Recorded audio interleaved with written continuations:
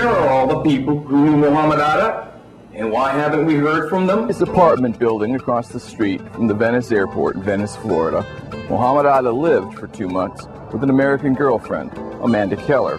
A lot of people said so. The apartment manager and his wife said so. The next door neighbors said so. The postman said so. Local reporters said so. It was on the local news.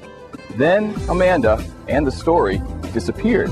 We thought that by now Diane Sawyer or someone else living in Disney Time Warnerland would have done Amanda's story.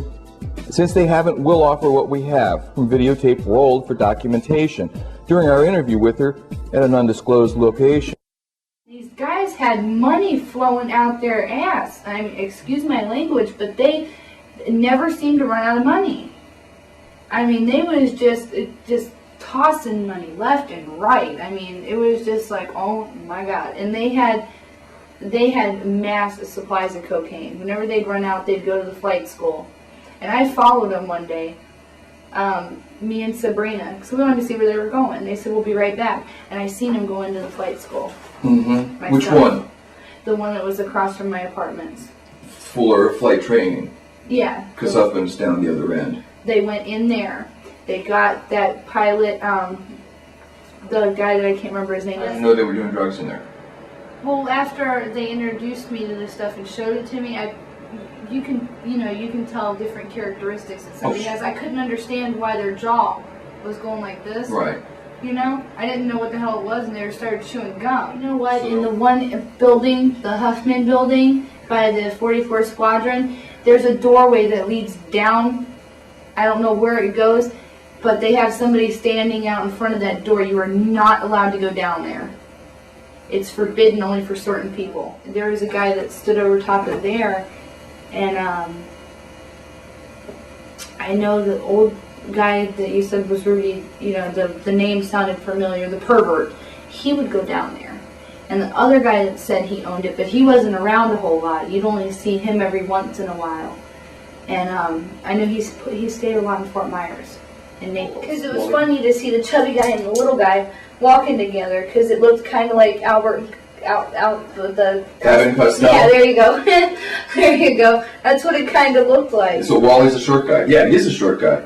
Mm-hmm. He is a short guy. Fuck. Did he ever say anything to you?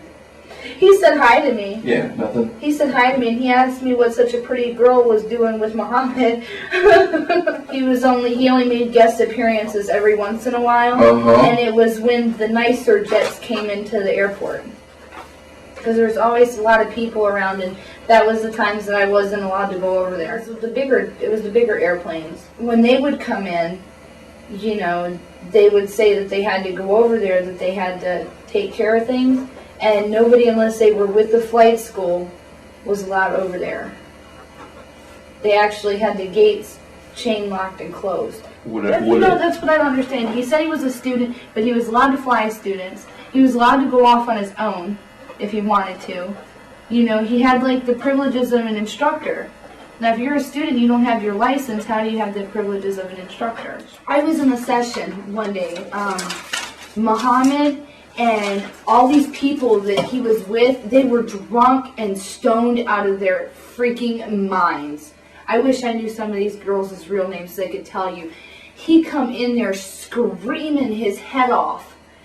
Where's Amanda? I want to see Amanda. And none of these people knew my real name because it was all supposed to be confidential. I was praying, and I was sitting at the table and I was reading my Bible. And he come in and snatched my Bible away from me and tore it in half.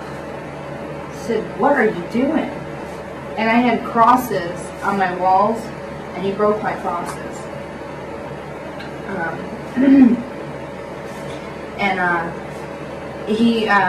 He was mad because I had interrupted that prayer session. Nancy says Mohammed beat you 3 times. The third time of which was the last fight that threw his shit over the thing down under the asphalt below. She heard 2 really loud arguments, and then I guess saw you with bruises. Did he hit you? Yes, I left bruises. Really? Yes. We got into 3 very nasty arguments. Okay. I waited for him to leave, threw his shit down and laid it because I had asked Charlie before how I could do it. And Charlie told me to do it that way. So that's what I did. Okay. And then right after that was when all my cats ended up killed. How many cats? She had a litter of 6, and only 1 survived. And the mama was gutted on my kitchen table. And I found little baby cat parts all over the place. He told me that he'd get even with me. And when I came in from work, my friend Paige was with me, and she helped me pick up little baby cat parts. 6 dead kittens, their heads cut off? All the body parts everywhere. When you called the police, did you tell them you thought it was Mohamed Atta, Mohammed that did it? Yeah. And they was like, well, there's nothing we can do, we don't know where he's at. They said he was still around, but nobody knew where he was at.